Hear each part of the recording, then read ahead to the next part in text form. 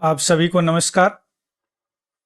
कच्चा तेऊ आइलैंड यानी कच्चा तेवी द्वीप अभी फिर विवाद का विषय बन गया है, क्योंकि यह इंडिया के द्वारा यानी उस समय इंदिरा गांधी प्रधानमंत्री थी, श्रीलंका को ऐसे ही दे दिया गया इस द्वीप को। यही ये द्वीप है।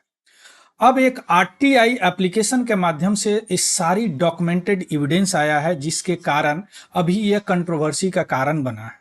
और आज 31 मार्च के ट्वीट में खुद प्राइम मिनिस्टर श्री नरेंद्र मोदी ने इसका जिक्र किया है।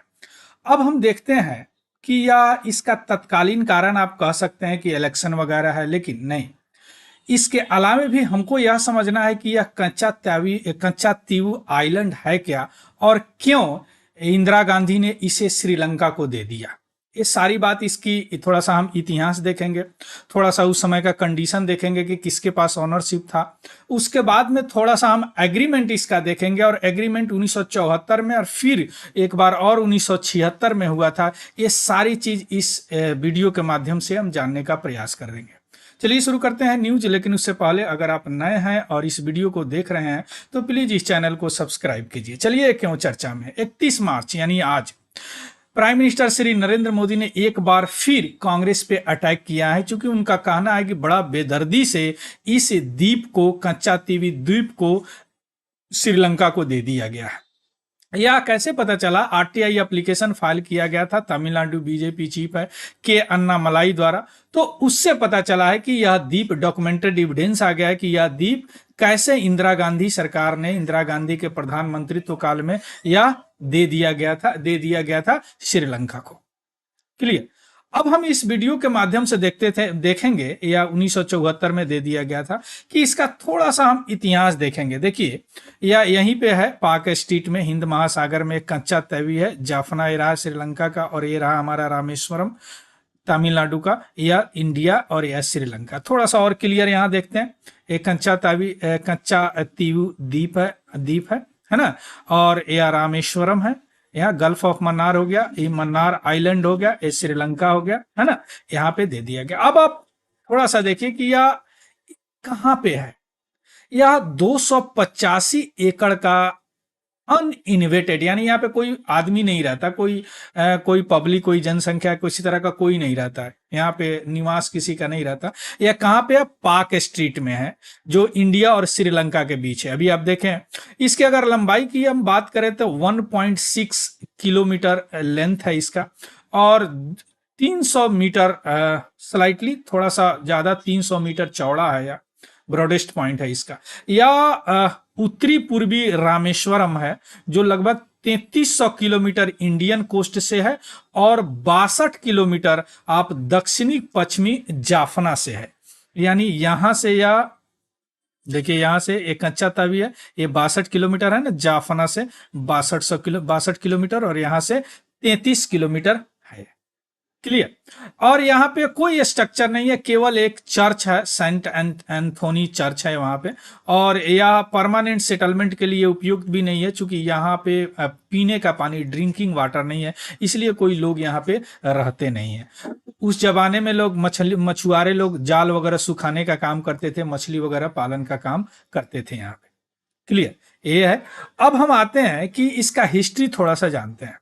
यह जो आइलैंड का द्वीप का निर्माण हुआ वह 14 सेंचुरी यानी 14वीं शताब्दी में जो ज्वालामुखी के विस्फोट के कारण इसका निर्माण हुआ है। अगर जियोलॉजिकल टाइम स्केल पे देखें तो यह कोई बहुत पुराना द्वीप नहीं है, लेकिन मिडेबल यानी मध्यकालीन पीरियड में यह जाफना के राजा द्वारा कंट्रोल किए जाते थे।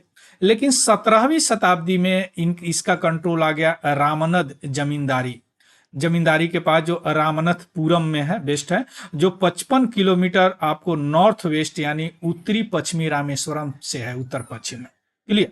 बाद में जब अंग्रेजों का शासन हुआ तो उस समय मद्रास प्रेसिडेंसी के पास ये आ गया, है ना।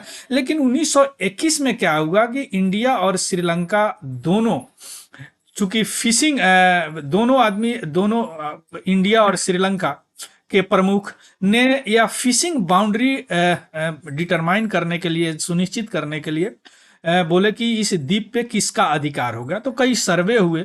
बाद में ब्रिटिश डेलीगेशन ने इस द्वीप को इंडिया के पास ही यानी रामनद किंगडम के पास ही रहने दिया। आया बात समझ में? या अंग्रेजों के द्वारा भी रामनद यानी इंडिया में रामनद किंगडम के पास ही रहने दिया गया। क्लियर? ये रहा, यहाँ पे केवल एक चर्च है, ये द्वीप है, यहाँ पे केवल एक चर्च है, कोई लोग नहीं रहते हैं, है ना। अब आते हैं एग्रीमेंट के समय में। जब 1974 में टाइम आया, इंडो और श्रीलंका का मारीटाइम एग्रीमेंट, हर देश के साथ एक मारीटाइम एग्रीमेंट होता है, समुद्री सीमा का एग्रीमेंट होता। तो इंदिरा गांधी ने इसको कच्चा तेवी द्वीप को श्रीलंका को दे दिया। उस समय उनका कहना था कि इसका कोई स्ट्रेटेजिक इंपॉर्टेंस नहीं है, यानी कोई रणनीतिक महत्वपूर्ण नहीं है, द्वीप ऐसे ही है, दे देते हैं, इससे पड़ोसी के साथ रिश्ता अच्छा बना रहेगा। लेकिन इस एग्रीमेंट में उन्होंने एग्रीमेंट में था कि जो इंडियन फिशरमैन है वहां पे जा सकते हैं, जाल वगैरह सुखा सकते हैं अपना, लेकिन उस एग्रीमेंट में फिशिंग राइट का कोई चर्चा नहीं था, जिसके कारण आज हमारे मछुआरे वहां पे जाते हैं तो पकड़ लिए जाते हैं और कई बार उनकी मौत भी हो जाती है, कई बार उनके सिक्योरिटी गार्ड मार भी देते हैं। बाद में जब बहुत ज्यादा विवाद बढ़ा तो एक फिर एग्रीमेंट हुआ 1976 में। उस 76 में बताया गया, चूंकि उस समय इमरजेंसी लागू हुआ था, आपातकालीन लागू हुआ था, कि बोला गया कि नहीं, कोई ईईजेड में, किसी दूसरे के ईईजेड में, एक्सक्लूसिव इकोनॉमिक जोन में नहीं जा सकते। किसी भी देश का exclusive economic zone 200 nautical mile तक होता है, अभी हम देखेंगे, है ना।